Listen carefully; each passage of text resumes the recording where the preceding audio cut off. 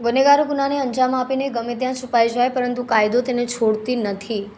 આવી છે ઘટના સામે આવી છે. આરોપી 11 વર્ષ અગાઉ 11 જેટલી ટ્રક ચોરીને અંજામ આપ્યો હતો.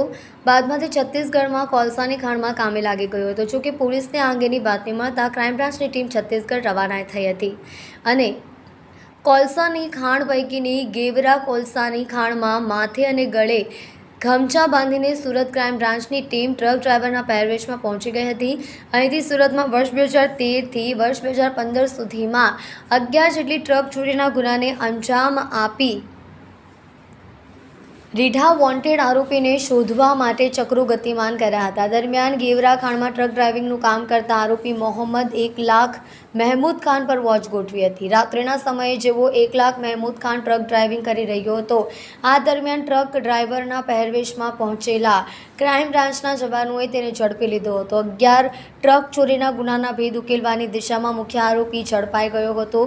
ત્યારે સુરત લાવીને પોલીસ દ્વારા હવે આ ગુનામાં કોણ કોણ સામેલ હતું તથા ચોરેલી ટ્રક સહિતના મુદ્દામાલ અંગે વધુ તપાસ હાથ ધરી છે.